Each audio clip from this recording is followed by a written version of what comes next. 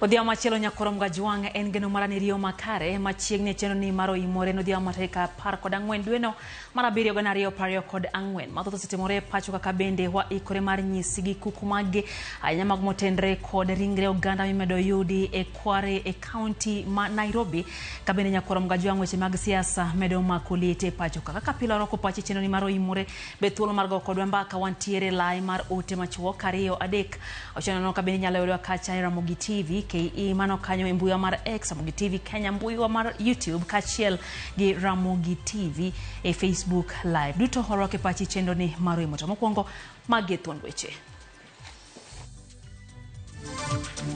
tafadhali na tunaambia serikali sio tafadhali hii mambo ya kuwa wananchi wanajitolea kitu yuarruok mapek ne obedo e kindo bila kod jopiny mamukuru kwa njenga e kinde maringre machielo ne ogole kar taka makware kakwan ringrego koro chopo chiko.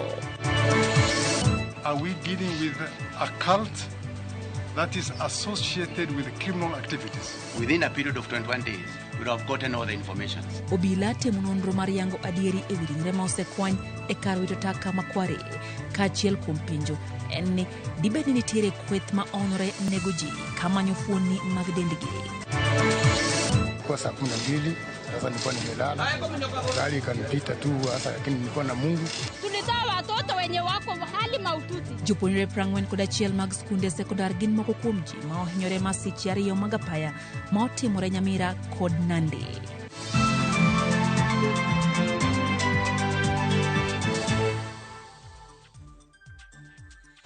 Jaloko marwa en Liz Otieno machiegni nyinga Lydia Okeyo. Ringre machielo yudi e kar puko taka makware. Mukuru kwa njenga makoro chwalo kwan ringre duto ma oseyudi nyaka ochiko. Obila no bedo kod kinde matek mar keo jopiny kane riko obila dwa kwano ringre dwa kao ringre go ter e kar kano ringre ma City Mortuary. Magitimore kinde ma ogai mar Azimio la Umoja One Kenya Alliance la Amolo Odinga no chope kar dak makware kendo kuongo tim makoch mar nek ma ojuko gandago. Jafo mara Walter Nyambaga chako no wachendo maro imore gi report no e yo machal kod ma. E kar dak makware mukuru kwa njenga kanyo moyangore kaka kar puko yugi. Kata kamano, lokore kar puko ringre mag dhano mosenegi, mong'adi kaka sikuma, kendo kunji e yogunde. Bang' jopiny yware kod obila e alworano, kar sa 9:30 modhiambo, rowere ogolo gunia moro man kod ringre dhano, kendo kete barabara, gino mane ochuno obila mondo kaw ringreno, kendo tero e kan kano ringre ma City. Motel ne chwalo ringreno kawuono, e kar kano ringre ma City, Gavana ma Nairobi Johnson Sakaja, kokale barupe ne ute mag fwambo, ne orikose yango ni kar kano ringre ma City, osedo kwane ringre mar ji 8, kod fuonde 12 mag ji monegi.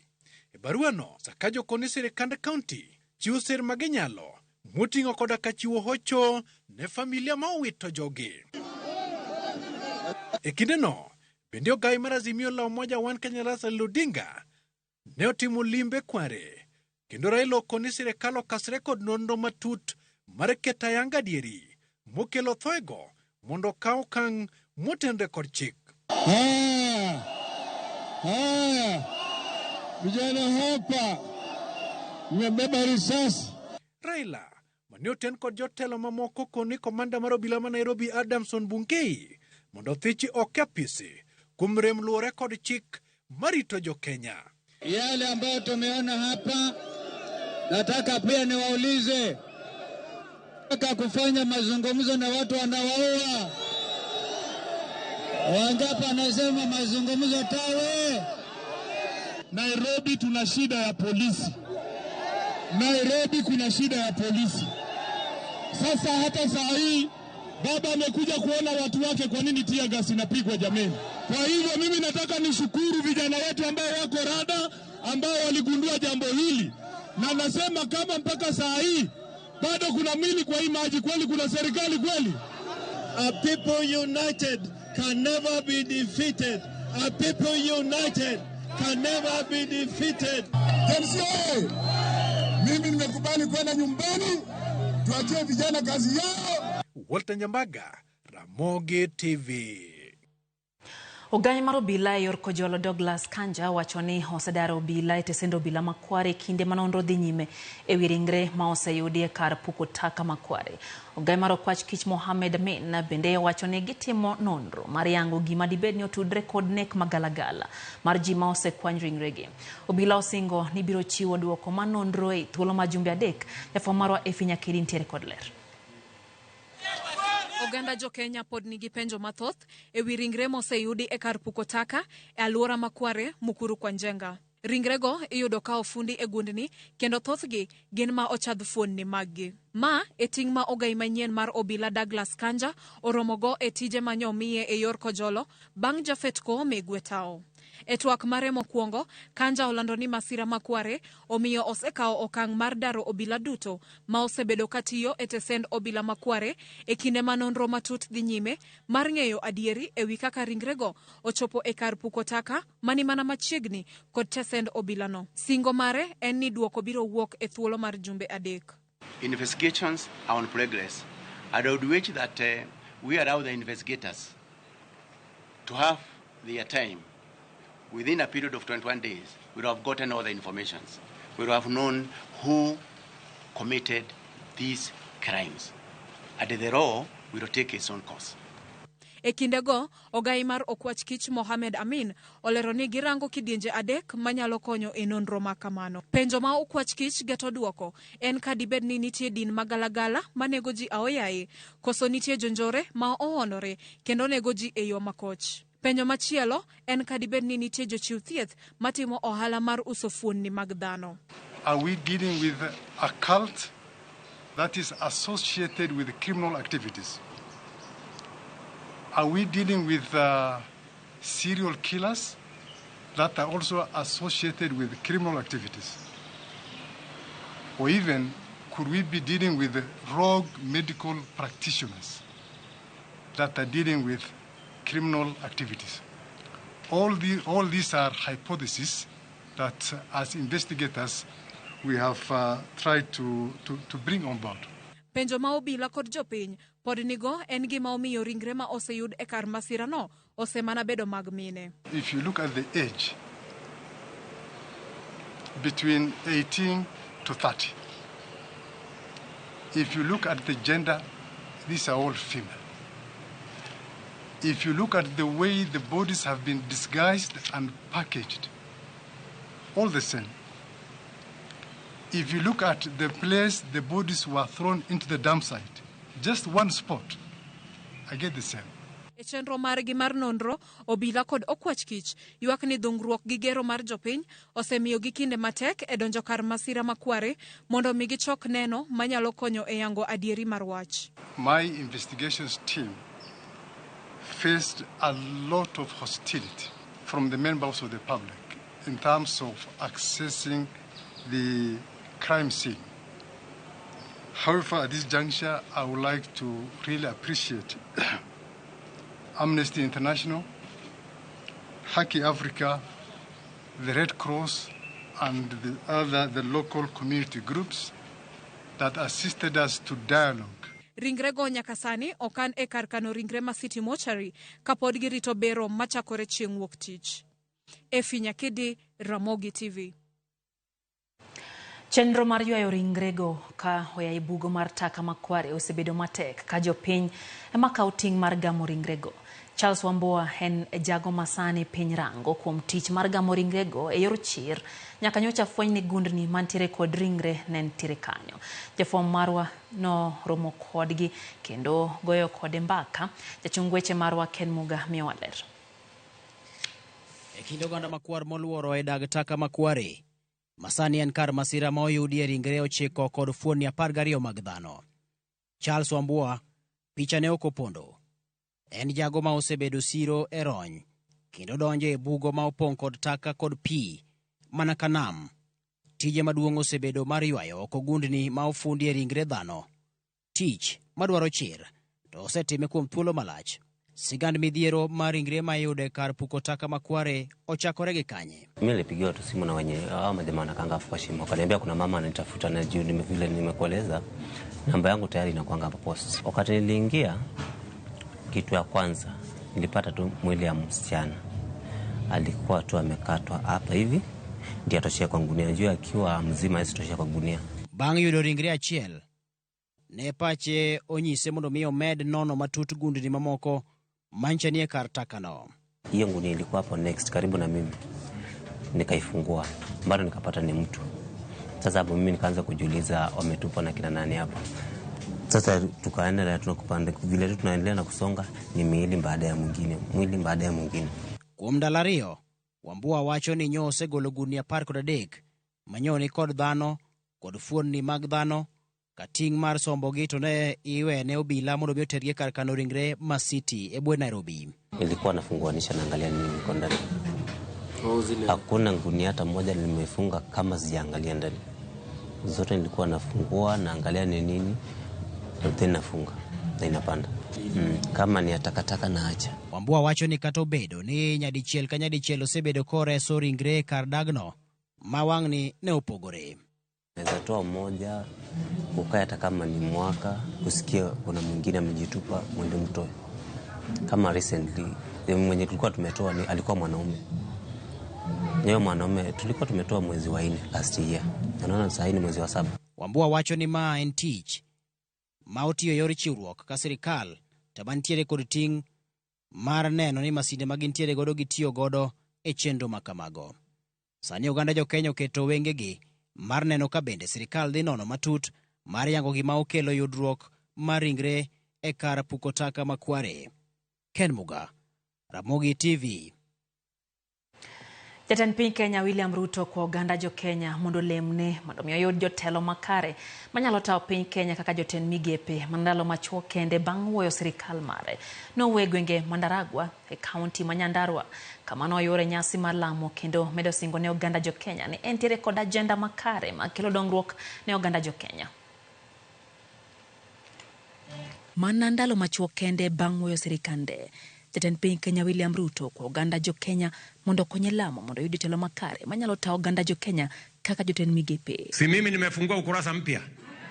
Sasa mimi nitapanga kabisa. Hii serikali iko hapa mbele. Muniombe. Ndio nipange kabisa nipate wafanyikazi watakao nisaidia kutimiza ahadi ambazo tuliwekea na mimi na nyinyi. Tutatembea pamoja. Munasema niunde serikali nyingine ya kuunganisha Kenya mzima. Ne owuoyo e kinde nyasi mar lamo manoriwore gi oganda maya e gwenge Mandaragwa e kaunti ma Nyandarua kama nomedo chiwo singo mag bero piny Kenya kendo loso thuolo mag tije ne rawere. Bado tuko na vijana wengi hawana kazi. Si ni kweli jameni? Ndio tumepanga mambo ya housing tunataka kuweka vijana. Mambo ya markets tunataka kuweka vijana. Mambo ya digital jobs tunataka tuweke vijana.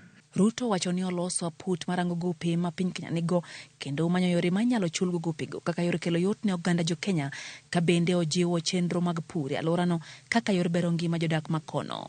Hatuwezi kuendelea kuwa ni nchi ambayo inakopa madeni kiholela.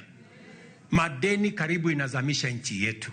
Na ndio nimesema hata nimeweka jopo maalum ichunguze hii madeni. Hii madeni ya Kenya ni kiasi gani? Hii madeni ya Kenya ilifanya kazi gani? Na hii madeni ya Kenya tutazuia isiharibu nchi yetu kwa njia gani? Kaisire gi jalup ne Rigathi Gachagua. Jatend piny osingo ni piny owacho biro jiwo kedo gi ohand math ma ok opodhi kod tiyo marach gi yedhe mamero ji. Gino mowacho ni osebedo kaduoko oganda chien, ka bende omedo jiwo achiel mar oganda kendo neno ni piny Kenya ok ogolo oko mwandu manyalosi e pachuka. Nimefanya mabadiliko pale kwa polisi, nihakikishe ya kwamba hakuna ofisa mwingine tena ataruhusu pombe haramu iuzwe, watoto wetu waangaike, watoto wetu wakose namna, watoto wetu waishi kwa maisha mabovu ati kwa sababu ya biashara ya watu wachache. We were almost losing an entire generation. Watoto wetu walikuwa wanalala kwa mitaro. Vijana wetu wengine wameoa wasichana warembo, wanalala chini ya kitanda, bibi akilala juu ya kitanda. Tukang'ang'ana, tukamaliza pombe. Seneta Masia Dr. Oburu Oginga wacho ni sun madwaro ni jatend Kenya William Ruto wuok e telo e thuloni nyalo keto Kenya kamarach moloyo. Oburu wacho ni kaponi jo Kenya osundo Ruto ma wuok e telo e thuloni to jalupne ema biro kawo telo. Gino mowacho ni ok nyal kelo ber ma gidwaro. Bende wacho ni dwaro mar timo lalruok kaka yor tego serikal en gima kare, kendo gin kaka jokanyo mag duond bura mar ODM magiyie matimo ni mar obiro tego demokrasia ma pachoka kendo ni jo Kenya duto onywande e dongruok. We as ODM, we have our policies, and ODM has decided to go for talks to negotiate in a wider so that the next government being formed after this cabinet has been dissolved is a government of national unity. And we want to find inclusion because largely the rest of Kenyans, apart from the two communities, have been excluded. So there must be a way of inclusion. And even if people want positions in government, me, I don't want any position. So I wish the Gen Z well, but please be guided by the elders. Don't just move alone. The Constitution says the president can resign if he finds that things are too hot for him. But if he resigns, the result is that his deputy takes over. And I don't know whether Gachagua is better than Ruto.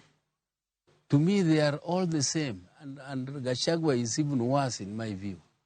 Because he talks about shareholding. We just turned our country into a shareholding company. Jokanyo mag komiti mag dongruok mar oganda joyie mag Islamic County of Migori motis ni Migori Muslim Development Committee opo okang' ma jatend piny Kenya William Ruto mar riembo e tich jotend migepe duto kendo mar singo yiero jatelo manyien e lemo ma kamago. Jakom komiti no Omar Hussein Ibrahim mabende en jakanyo ma duond bura mar ODM okoni jatend piny koro owinjore oket maine goyo kogno kendo yiero kwan matin mar jotend migepe mabiro tiyo ma ok omiyo Kenya osigo mapek. Hussein Molos e kaunti ma Nairobi wacho ni owinjore kawo okang' mar chik ne jotelo mane mibadhi osemieno kendo e twak ma koro sirikal chano timo owinjore omeny mana weche ma koro biro bero Kenya ma ok konyo mana josiasa gin giwegi. Cabinet mwenyewe nafaa kupunguzwa labda 15 ama 16. Sasa rais akiamua kuongeza watu Azimio kwa niaba ya wananchi na kwa niaba kuridhisha vijana hatukatai. Lakini kama anaingizwa kwa sababu ya aidha azaidie serikali ama wapate manufaa mwenyewe, sisi hatupo. Tunataka wananchi wapate manufaa. Hiyo ndio muhimu. Kitu taangamiza nchi kwa sasa hivi, nchi yetu kitu naangamiza ni corruption, ufisadi. Nchi kwa sababu ufisadi, hata mtu natoka nje anaweza kuwa kiongozi nchi. Vijana waandame mabunge wafisadi, wabunge mbofu ambao unatoka kwao. Kila moja kwa constitution zake. Waangalie background yake na waandame, kwa sababu shida kubwa ni MMB. Hao ndio walipitisha bill juzi kwa sababu ufisadi yao. Sasa kama mazungumzo ni ya kujitafutia, hata kuwa na manufaa. Nyakuram Gajuang liet mar keto sirikal tesre medo gidore pacho kaka koro rawere medo sundo koda katend counties mondo miyo ji dongruok e counties go.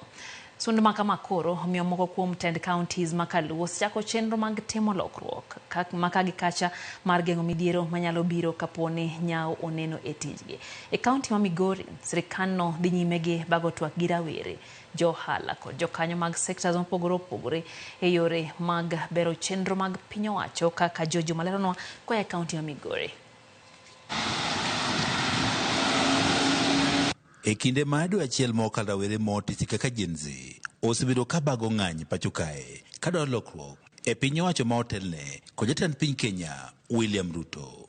Liet mawuok kuom ng'anyogi osechuno jatend piny Kenya William Ruto mondo koro kel lokruok mopogore opogore ma oting'o tamruok kete koke paro mar chik mar omenda mar higa 2014 riembo jatend migepe kaachiel kod mamoko. Liet ni mos me jatend piny Kenya koro kawo okenge mopogore opogore mar keto lokruok e piny owacho mare bende koro chako nenore e moko kuom counties makaluo. Moko kuom governors makaluo osebedo kasingo mar nywando pacho oganda duto to ahinya rawere e chenrogo mag piny owacho. Moko kuom rawere kata Gen Z mawuok e kaunti ma Siaya osebwogo bago ng'anyo ne tend piny owacho mar kaunti ma Siaya tarik 16 mar dwene ka gichiwo dwaro 10 magidwaro mondo koro piny owacho mar kaunti ma Siaya koro chopi.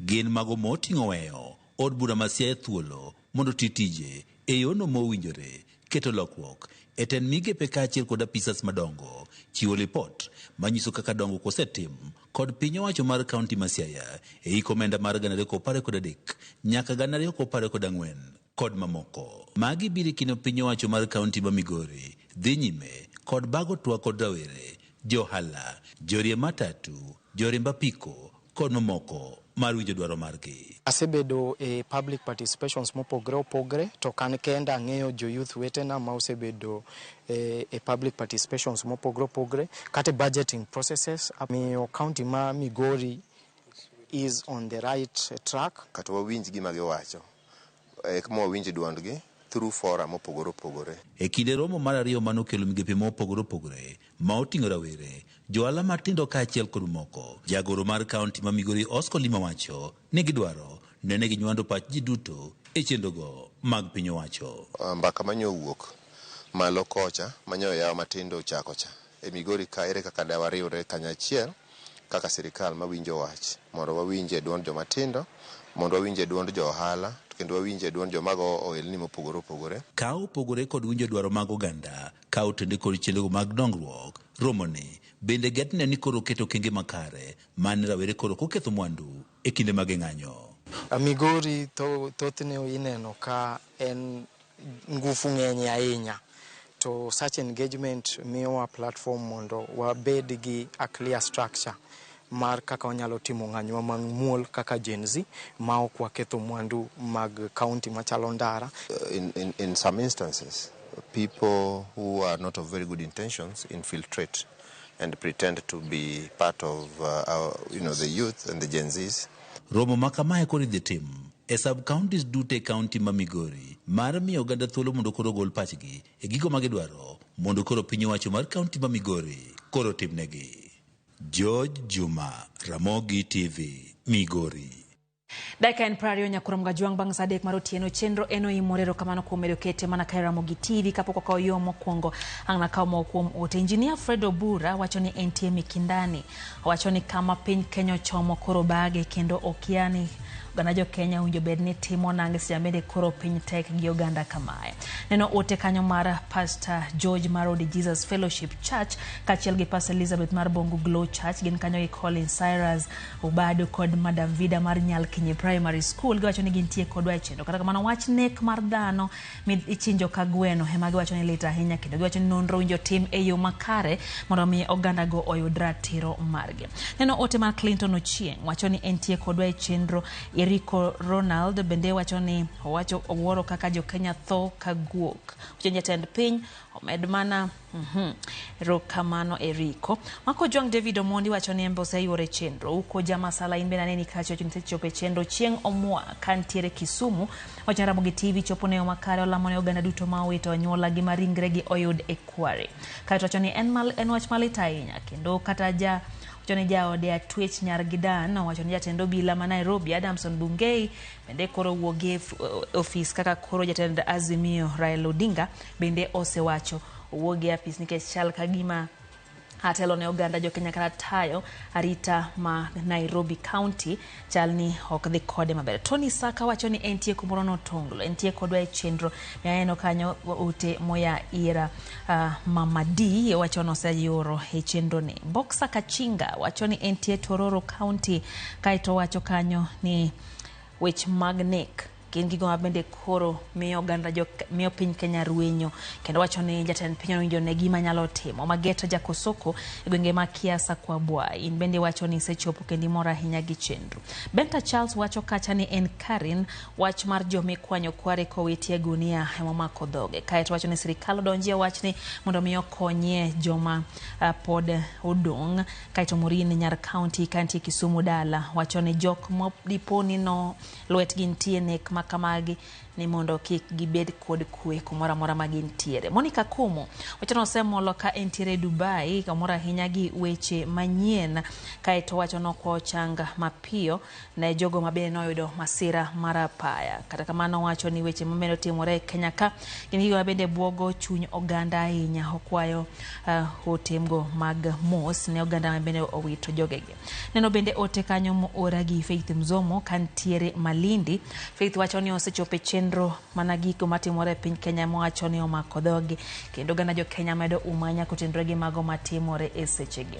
Neno bende ote kanyo mar John Apidi. John wacho ni entie Komarok Ramogi TV lero wuoro kaka ker podhi mbele ginyiso jo Kenya gik ma okadiere. Wacho ni onge gima onyalo timo ne jo Kenya kendo wacho ni nosemie thuolo nyaka sani nyaka nochak winjo jatend piny wacho ni nimetenga tutatenga oganda jo Kenya olgi winjo. Rafiki Wodligala kabiero inbani ni kachinya korom gajwang oyo matin maino imore med oro ote magi waduo kod mathoth maino imore.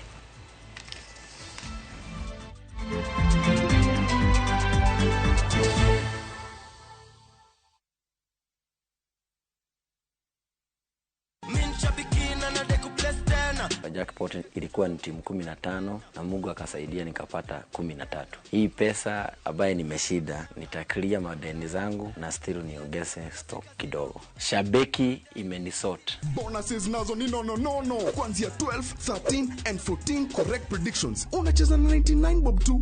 Chukua simu yako, ingia www.shabiki.com. Fungua jackpots, click on super jackpots. Chambua game zako safi, review bit slip yako, ukiona iko sawa, place bet. Alafu sasa unategea games zichezwe. Shabiki super jackpot. Ni time yako. Mina dai wote twenda hivi to bet. Not for persons under the age of 18. Shabiki.com is authorized and regulated by BCLB license number 587.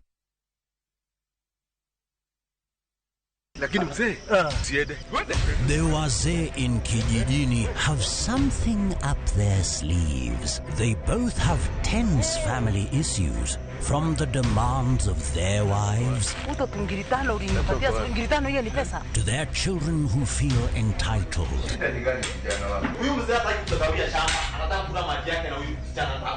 But unmarried Kamau has no place to counsel the married ones. Watch this exciting and hilarious series Kijijini only on Viusasa. Dial *487*1# or visit viusasa.com to renew your subscription.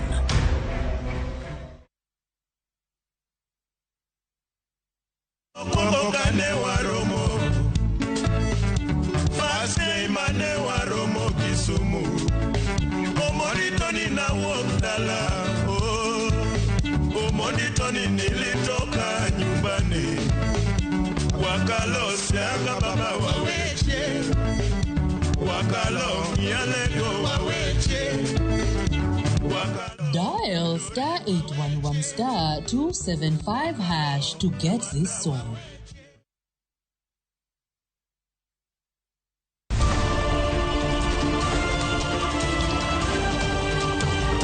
Piny koru torugi mage. Weche manyien.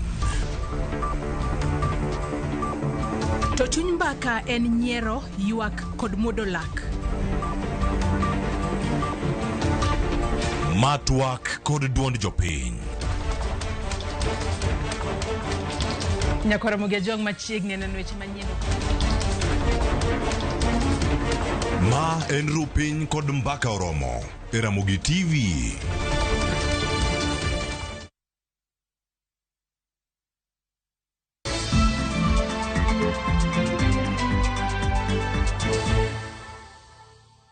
Nikeno nyakoro Mgajwang' chendo eno imore wadhi mbele gi miweche manyien. Masira ariyo mag apaya ma ojuko jopuonjre mag skul otimore kuonde ariyo mopogore gwen ma kawuono. Masira ariyo gi ji maromo 95 oyudo hinyruok mopogore opogore kendo odhi nyime kod yudo thieth e ute thieth ma Nandi Hills sub-county kaachiel gi osiptand county ma Nyamira. Kaka Judith Omondi leronwa, gari achiel oting'o jopuonjre mag Ola City Primary School manoa Baraton bang' piem mar wer, kama chielo to nowuok Nyamira kochomo Kisumu kama bende en negidhie piem mar wer. En ot ma wuon gi ne otony lak tho bang' gari mar skund sekondar ma Kamasare muomo kendo donjie bang' dereba mar garino wito yo e kar sa 12 mar okinyi e kinde mane ginie yo madhi Kisumu Girls e piem mar wer. E masira ni kama ne nitie jopuonjre 16 mar skund sekondar ma Nyameru kod jopuonjre 25 mag Kamasare maromo ji 44 ne oyudo hinyruok ma opogore opogore kama oriwo jopuonjre 2 kod dereba achiel. Mimi nilikuwa kwa nyumba nikapata sasa gari imepita tu, mimi nilistuka tu gari imepita. Ilikuwa saa 12, sasa nilikuwa nimelala. Gari ikanipita tu sasa, lakini nilikuwa na Mungu hii kunikuza, nikatoka tu nikiwa hai. Mahali ilienda ilikata barabara hii ambayo inatoka Kisumu ilikuwa inatoka Nyamira ikakata straight ikaingia kwa mji fulani hapo. Wakati ile impact ya fiti ndio iliwagonga kwa kifua, kwa meno na miguu. Giduto gidhi nyime kod yudo thieth kar thieth ma Nyamira. Mimi kama mzazi niliona tu vile tulisikia hiyo neno tukakimbia tukafika hapa uzuri vile nilifika hapa tukapata wasasi tunafukuzwa, lakini niliona huyu mchukuu wangu ameumia uso na mguu. Sikujua ni nini ilitendeka kwa hiyo gari, lakini mtoto wangu nilimuona ameumia mguu na mkono. Komachielo ji 51 bende oyudo hinyruok bang' masira machielo mar apaya timore Chepsang'or apaya ma Kapsabet Kopere. Masira ni oyudo gari mar skul mane owito yo kendo luorore kapok odonji ulalo kar saa 9 mar okinyi. Gari no ne oting'o jopuonjre mag Ola City Primary School mane wa Baraton bang' piem mag wer. Kwa saa 9 nikasikia gari na teremuka. Tukakimbia na matoji light usiku. Sasa chenye tunataka tulitoa watoto wenye wako hali maututi. Kuna mama mwenye amedungwa mpaka kwa tumbo. Hadi saa hii hatujui hali yao iko wapi. Na ni watoto wa shule kutoka Noro. Sasa tumeokoa watoto, hatujui sasa hali yao iko namna gani. OCPD Matinderet Kefa Unkundi mane otwa kodwa yorong'we yamo oyango ni ji mane ohinyore dhi nyime kod yudo thieth e osiptal ma Nandi Hills sub-county kata bed ni jodak maka to ywak ni piny owacho kosedewo ywak gi mar loso ndarani magikoni ji yudie masira kinde ka kinde. And the accident has happened along Chepsang'or, which has a long-standing history in terms of accidents, which unfortunately has not been sufficiently addressed, despite the demand and the advice from members of the community. Lakini tumeamua siku ya leo, hakuna magari wanapita hapa, hadi serikali wafika hapa watu waamue sisi wenyewe. Wanaunda ama hii barabara isimwe kabisa. E sirikal ma okalo, migawo mar somo ne oketo chik ma yiene jopuonjre tiyo kod nyamburko e ndara mana e kind saa 12 okinyi nyaka saa 12 odhiambo. Kata kamano e sirikal masani, chik ni chal ka gima osedok chien. Judith Omondi, Ramogi TV. Anyuola mar rawera moro ma oyangi kaka Enoch Ojwang ywak bang' fwenyo ni wuodgino manodhi somo loka e piny mar Russia nosewito ngimane ka ripot nochoponegi kokalo mana kuom osiep wuoyino e yor mbui. Kaluwore gi jonyuol mag Enoch, wuodgi ne owuok Kenya mar medo sombe e piny mar Russia jumbe 2 mokalo. Kata kamano ripot mar tho wuodgi mane giyudo koro oseduong'o dhood chunygi ka ting' makoro gidongo en mar duoko ringre mare pacho. Kaluwore kod ripot mane giyudo, rawerano ma jahigni 20 nowito ngimane ka goyo abal.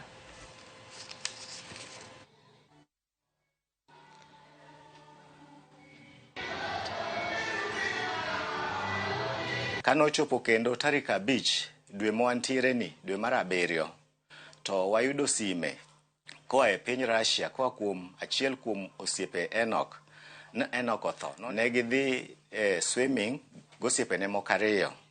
To kuom hawo marach, kane gidhi e deep end, Enoch no ol, koro ok nonyal wuok e pi. Garama duto mane dware ne chopo $800,000. Kane thoni osechopo, to ofis ma mbetre ma Kenya e piny Russia nogonwa sim ma wakwagi kaka ginyalo bedo gi kony moro amora ma ginyalo miwa, to ne gikonwa ni oyo. Ningependa tu watusaidie vile hiyo mwili inaweza kufika hapa Kenya, twende tukampumzishe mtoto wetu Enoch. And it's usually so unfortunate that when they go to the embassies or when they require assistance from the embassies, most of them, they usually don't help. Basically, they just tell you that, especially when it's about finances. What I would request or require from these embassies is to at least be able to find ways which they can help these Kenyans who are usually in abroad.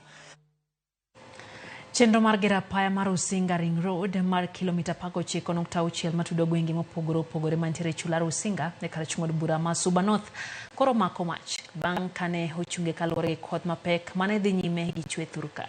Kaka jafwambo marwa e kaunti ma Homa Bay Ali Abich lerono, chenrono ma itimo gi piny owacho mamalo e nengo mar siling bilion 1.3 tielo mare mokwongo owinjore tieki kapok higani orumo. Usinga en achiel kama chenro mag lupo dhi nyime alwora ma nam loloe, kendo jolupo kod jowala osebedo kaneno pek mar chopo geche chirni mopogore wang' sa kaluwore gi yore maricho matudo dho wedhe mar Usinga kod chirni ma opogore. Pekno koro nyalo biro rumo kaluwore ni piny owacho mamalo sani koro kaso chenro mar gero apaya mabor ne romo kilomita 19.6 matudo chula Usinga apaya ma bende ong'ere ni Usinga Ring Road ma gedo mare dhi muonyo bilion 1.3. Apisas ma ochuno rango chenro mag dongruok ma piny owacho mamalo time gwenge mag Nyanza mane otimo limbi apayano okoni gedo mare sani koro mako mach kendo tielo mokwongo ibiro tieki kapok higani orumo. There's a package 1 running 8 kilometers, package 2 again 8 kilometers, and then package 3 which is 3.4 kilometers. For the costing, package 1 is 324 million, package 2 524 million, package 2 also 524 million, and then package 3 is 324 million. Yeah, 1 is 10%, package 2 is 11%, and then package 3 is approximately 8% completion. And the instructions that they are going to give to the contractors to have the first blacktop in the first week or latest second week of September. Gedo mar Usinga Ring Road ka otieki, geno nitie ni biro konyo ya uchumi ma alworano kendo kelo fungruok maduong' ne jolupo kod jogo manitie sekta mar nam osebedo kaneno matek e chenro mag wuoth nikech yore maricho manitie alwora mar chulano. They are opening up the lake region to outside world for ease of transportation of the resources that are found along the lakeside. Bende gigolo chik ne wuon orak masani koro timo gedo mar apayano mondo kasre gi tich bang' ka gedo mar apayano ne ochungi kaluwore kod koth mane chwe kor gwenge mopogore pachoka ka gilero ni piny owacho oseketo kenge mowinjore mondo mi gedo mar apayano otieki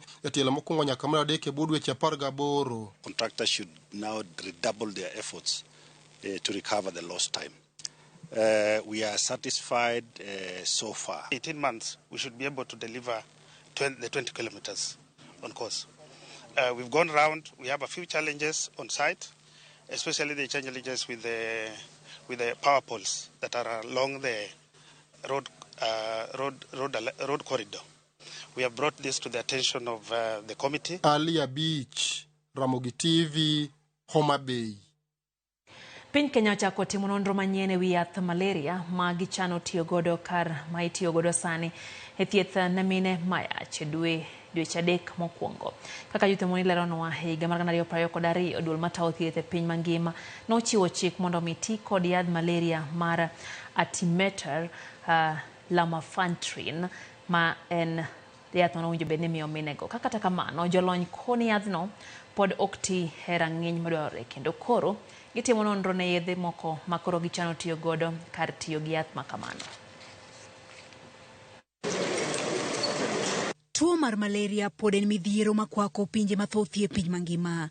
Kaluwore gi nonro mar duol matayo thieth e piny mangima WHO, e higa mar 2023 e piny mangima, maromo ji 100,000 ne owito ngimagi nikech tuo mar malaria, ka e higa mar 2022 maromo ji 249,000 ne oyudo tuo mar malaria. E pacho ka 89% mag jotuo malimo ute thieth to dok pacho e yudo gi malaria, kama irwako e ute thieth mar nindo to ka 10% kaluwore gi ripod piny owacho. Ne mine mayach, 1,000,000 ni yoteku mar yudo tuo ni higa ka higa. Nonro yango ni malaria ma otegno ne miyo mayach nyalo kelo midhiero kaka ich mawuok, nyathi ma inyuolo kapok ndalo ne oromo, kilo matin ne nyithindo ka achiel gi tho mar nyithindo. Mae momiyo piny owacho temo matek e rito mine mayach ahinya to mawuokie gwenge ma malaria ohero, kama oriwo counties duto makaluo. Dwe mar 4 higani, migawo mar thieth ne oro oboke ne counties duto mapachoka mondo mi oluw chik mar WHO mane opuodho Artemether lumefantrine ma ong'ere kaka AL kaka yath ma owinjo tigo e thieth mar malaria ne mine mayach e dweche adek ma okwongo. Kata kamano jotim nonro koni ochopo kinde makoro nyaka Kenya manyi yath machielo mabiro chiwo thieth makare kendo mabudho e dend mine mayach ahinya to manie dweche adek ma okwongo. Riwruoge gi kama oriwo duol ma ochung' ne nonro e pacho kae KEMRI ochako timo nonro mar yath manyien ma gikoni oseyang ni berie pinje ma oko. E nonro ni gikoni tiyo kod mine mayach e temo yadhno biro bedo makare moloyo. Maduong' mar riwruok mar jotim nonro ni dwani obedi en yedhe mamoko ma inyal tigo kopogore gi AL ahinya to ne mine mapek. Pinje mathoth gombo tieko landruok mar malaria kochopo higa mar 2030. Judith Omondi, Ramogi TV. Manen jatend piny Amerika e kinde mokalo Donald Trump otonyo lak tho to kano baye gi magina mayangore ni ne ogoyo tie ite. Lisasi mano omuoche nyading'eny noweyo dhano gi luoro kane jatelo no iringo godo kod joritne. Trump malaro kom tend piny Amerika e yiero mabiro norado gi monjne kinde campaign mano otime boma ma Battery, Pennsylvania. Achiel kuom jopiny mano yuoro romono risasi no mako ma owito ngimane. Tend Amerika masani Joe Biden nokwedo tim mar njore makamano.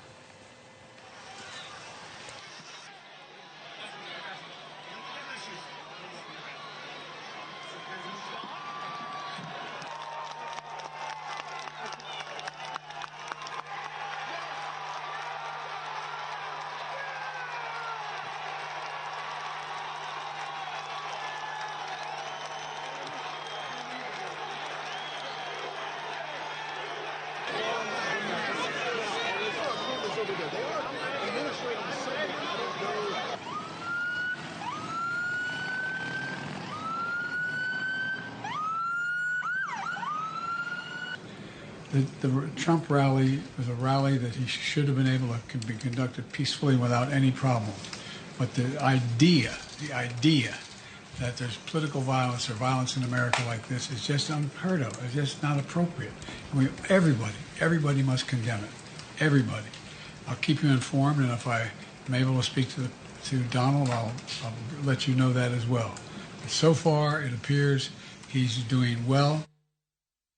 Dakane prang wen bang sadek marotieno chendo eno imore wadhi mbele nyakon mojonga kata kamano kapoko yo kendo kang mar ariyo Peter Brookles Dambani wacho ni entiere kodwa kata kamano penjo ni to ng'anyo ni obage chieng' mane okwabiol nyaka jotelo winj duondwa mano Peter wacho ni entie utawala. Samuel Wodamani wacho ni kaka pile omora ahinya gi chendo Josephat Woodligalo chieng' in bade ni kacha. Calvin Klein wacho ni en bende entiere kodwa kata kamano wacho ni DCI go emunjo kuongo maki mondi ne gitima ngosamine oganda kamano.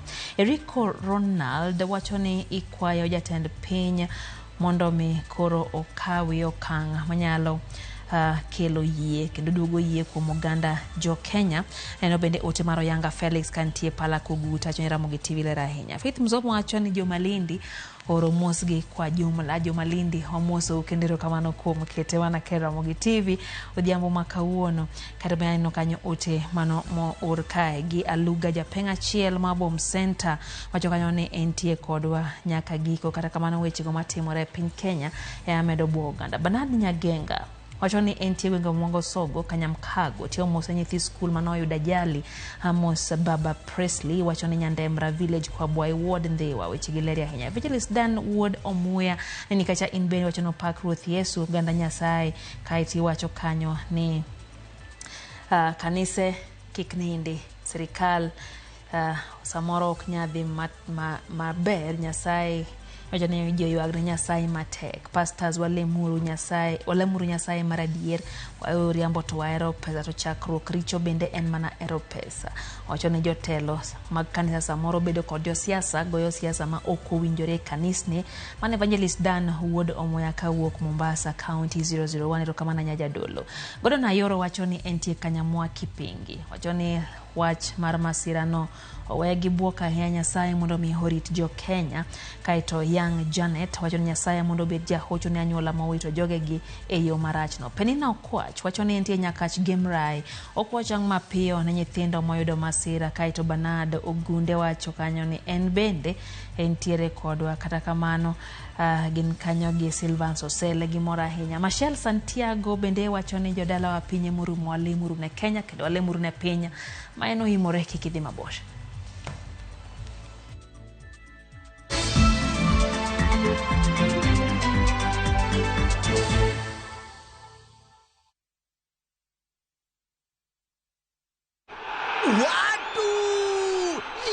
Fire, ile best, ile finest ndiyo hii mazee. Shikisha mili na Euros with Shabiki.com. Deals ni deadly kuruka. Over 3.5 million shillings to be won. Grand prize ni mita moja. 250k weekly na 50k daily in cash prizes. Kuchangamkia hizi deals, ingia Shabiki.com. Chagua games zako safi, funga multibeti at least 3 games, at least moja ikuwe ya Euros. Halafu cheza na minimum stake ya 49 bob. Shikisha mili na Euros with Shabiki.com. Not for persons under the age of 18. Authorized and regulated by BCLB license number 587.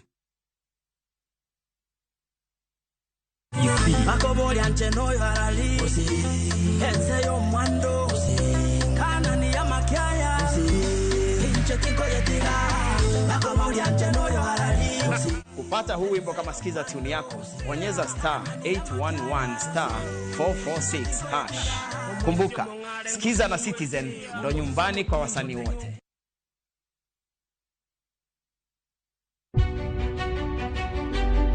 Chakre kinde mosekalo nyaka e chuny ngima mapile ka pile. Tiprosa dawa iwacho neria marach kendi dwa hewe kendi riambo moingo dawi. Wuoth kodwa sama wanono sigendni mabeyo mag gwengewa. Ng'e ber kod rach, mor kod kuyo ma ng'ato nyalo yudo e wuodh ngima. Asai mama. Nasikwiri ni okan mama ukiche kilunga gi nyingno ero. Mama nyisi. Riuri kodwa mondo wane sinema mabeyo ahinya ma uwinjore wawinj kendo wamorgo. Kendi ng'eno wono sipi mabeyo lakini ntie kumakete mami. Winam Cinema Jumapil saa 2:15 otieno kod saa 4 otieno. Kik bai.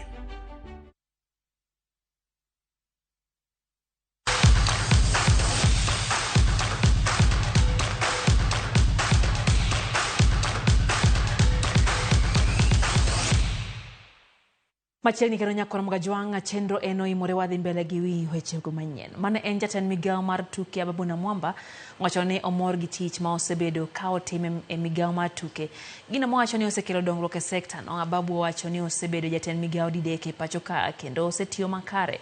Wacho ni osetiyo sirikande adek koreo koda ka sirikande jatend piny Kenya mar adek Mwai Kibaki, jatend piny Kenya mar ang'wen Uhuru Kenyatta kod sirikande William Ruto ma osetiyo kuom dweche 22.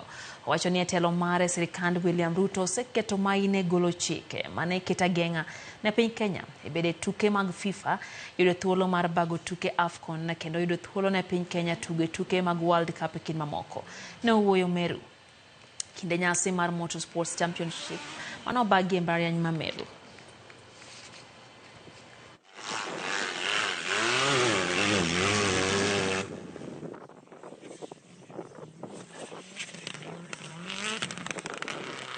I believe I've done a fantastic job. I mean, we have revived sports. We got FIFA to lift suspension on football. We have won AFCON. AFCON is coming to Kenya for the first time. See how motorsport is coming back to life.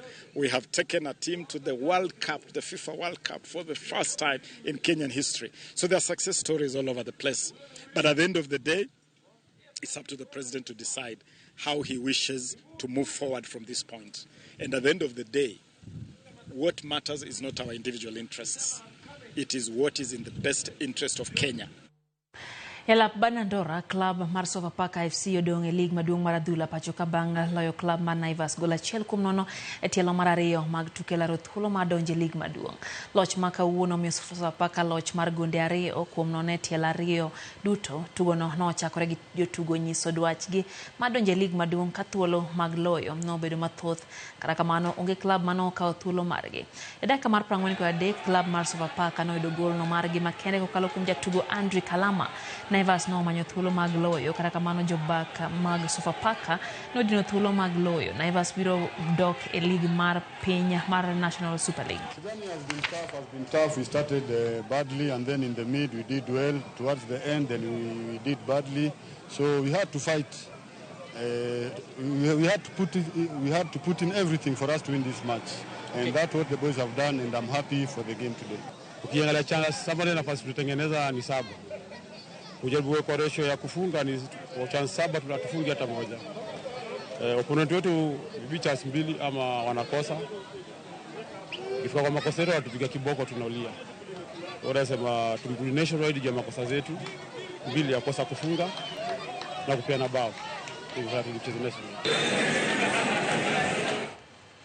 Kambi tudruok mar Safaricom no bago tiegruok ne jong'wech ma pacho kama timo ikruok ne tuke mag Olympics mar ng'eyo weche mag tiyo gi omenda gi kungo kaachiel gi kawo thuolo mar tiyo gi weche mag tudruok e mbui kaka yorno manyalo konyo jotugo. Tiegruokno mano bagi e boma Eldoret no ywayo jotugo maromo 40 kocha mopogore opogore kane giyudo tiegruok e weche mag tiyo gi omenda. Keno mag pesa e kinde mag yudo mich mag omenda tok yombo e tuke yore mag chako ohala kaachiel gi ng'eyo helni mag nyalo chako mondo mi okonygi e higni mag sedhi e rutaya. Seche moko jotugo mathoth bedo gi pek mar wuoyo gi jofwambo ka kambi mar Safaricom bende notiyo gi thuolo mar puonjo kaka onego bed ni gitimo twak gi jofwambo. Moko kuom jotugo mano oyuore tiegruok ma kamano oting'o Faith Kipyegon, Eliud Kipchoge, Ezekiel Kemboi e kind jotugo mamoko. Chini tuone kama tutaleta, because tunajua imekuwa muda hiyo medal ikikuja Kenya, lakini sisi tuko na matumaini as my team Mateiko na Penal. I think we are going to cooperate. Mmoja wetu akipata gold ni furaha yetu. I think itakuwa furaha yetu sana. So we promising you, keep on cheering us, keep on supporting us, and pray for us. I will urge my fellow athletes, let's invest in what we get. Let's, when we get 20 bob, let's eat 10 bob and put aside 10 bob. It will help us in the future. And I hope the education we got today, it will really push our learning to know that future is coming, retirement is coming, and we have to invest for our future youth. These are young athletes, they need that guidance. These are athletes who've shown great potential, and we wish them well.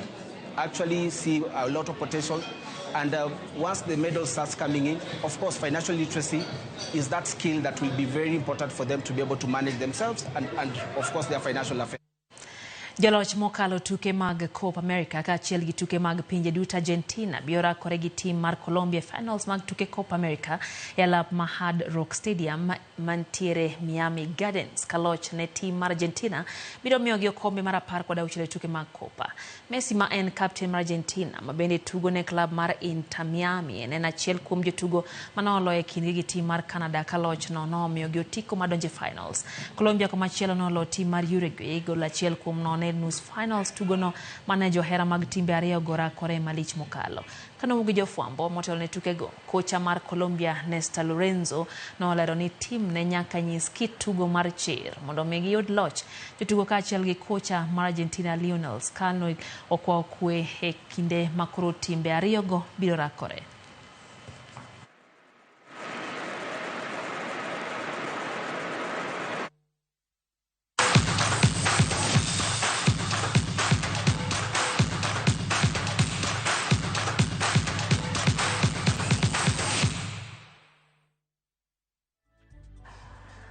Gikanye mwachege chendo maro imurano ka Osati Robert kantie Migori Town wachone gin kanyo gi mama gi Pamela Osati kod John North kabuoch duto ka umoso lungore ni Whiteman ero kama na Osati Robert kantie county ya Migori. Afel Kosuda wachone Kisumu ber ndikendo gi Rio Makare gin kod wuon gi jaduong' Oguda Osuda gi winjo weche geyo makare. Neno bende ote mar Elisha Ochola kantie Mombasa wachoni en gima lit ka dhano koro iwito mana kataka wachoni oneno ka giko piny kore mosudo machiegni. Otis Nyawade KE wachoni entie sindo mwalo kendo weche gichopo ne yo makare kaito Wovin pesa nini kacha Helida Okute kantie Radiedo wachoni embe entiere kodwa e chendo mora ahinya gi chendo ne kata kamano pod gintiere kanyo gi kuyo mar wito Dani Elsa kabendo wachoni en kuyo mano Elsa Madi mabende omako gi wagoyo mos kendo Nyasaye mundo med oyo. Afel Kosuda chako neno ote mari kaya no bede ote mar mor kanyo gi Joseph Wilbabo wachoni embe entie kodwa weche gi hemo wachono sechopo nege makare kata kamano gino mabende obwogo thotho ganda jo Kenya en nek mabende koro timore e Kwari County ma Nairobi kama bende himed yud ringre Uganda ma ong'adi kendo owitie e gunde kabende en wacho bende sani koro oweyo thotho ganda jo Kenya gi buok mokadho. Neno bende ote mar Mama Sonko Mikai Kiloki wachoni entiere kodwa ka entie Nyatoto Village wachoni gin kanyo gi Waigi Teri kod wuon pargi Kevin Adada wacho kanyo no wuoro mana ka ngima dhano chalo ne jomoko mana ka ringo ming'ade bucha ruoth mondo mi okony piny Kenya en mana ni dalo emuru mano min Mama Sonko. Jaro Soja wachono mora ahinya gi weche mag dalo kaka nyocha Raila Amolo Odinga wacho en Green Army Chief Gor Mahia 001 kaito wachone Jondhewa Kanyamwa wachone ukau mos kendo jaro wachono dhi bedo wende utarik 31 omiyo urite kanyo 001 dhi chope gwengwa. Nano bende ote kanyo mo orgi Mandela Oniala mar Kibiri Ward wachoni entie gi familia mare wachoni kata mana pinye mo wachoni orumo Kenya dwaro mondo mi oganda ori kech kendo lam malongo kendo wachoni lemo dwaro mondo jodolo mobidhore kende ema mondo luongie mondo mi hotel yela makamano kech piny Kenya komogikiene en kanyo mabende wachoni en atari. Tabil Juma wachoni entie koda kata kamano goyo mos na nyithindo go mano yuda jali rokamanya Tabil kom ote mari bende neno kanyo ote mo or kod Frank Macho. Frank ntie Mombasa kaito wacho kanyo ni nek motimore Nairobi koro nyaka jatend obila Adamson Bungei ogwetao kendo wuogi lemono mara jatend obila e boma ma Nairobi kagik man kamanya timore to pod entiere kom wachoni oken gima kare. Ramadhan kantiere Migori mano wuode Canada kantie Migori wacho kanyo ni oro kaka dhano inego nikech loch wachoni Gen Z kaende mano Ramadhan Savimbi gi wachoni gien kaka Gen Z pod nitiere dwaro ma pod gintiere go ir pinyo wacho. Oluoch John Kaya Kanyidoto Mariwa wachoni Ramogi TV yo makaro go mos danyola mar Kokil kod Kanyidoto Ward Mariwa Village kuom tho mar min Feni kod Job wagowe mos wan bende Nyasaye mondo mi omed oyo.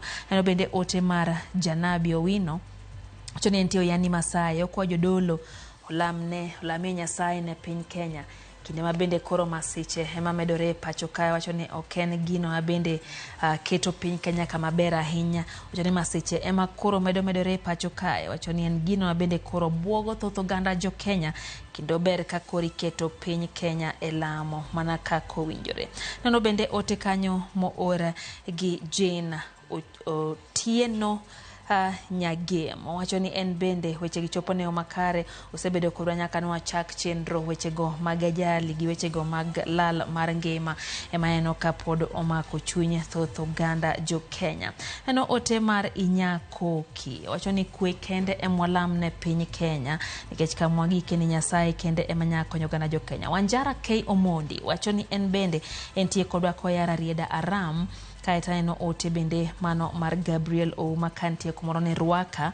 Eno bende ote mar Wendy Tracy wacho ni entie Lakisama gimengi Emily kantie Siaya County Alego Kogelo kod wadgi Jeff duto kete mana ka Ramogi TV wagwero kamano. Samuel Wodamani wacho ni kaka pile pod intie kodwa kata kamane wacho ni Mbikaso mana kori mane ga koganda duto timo. John William nini kacho wacho ni weche gichopo ni makare dala mar Alego Agulu in kanyo gi familia mar jaduong' Ogola DC kaya wacho ni sani koro kata enindo kod kuon gi chumbi to mora nikech Ruto sechako winjo dondo gana jo Kenya ntie geno ni ochui mapacho kabro bedo makare kendo gimbo gana jo Kenya bro lokore. Boniface Augustine nani kacha kaito Makalande bende ntiere kodwa e chendo kachiel gi Lowell Felistas kantiere Narok wacho no wuoro kuma piny Kenya ochomo.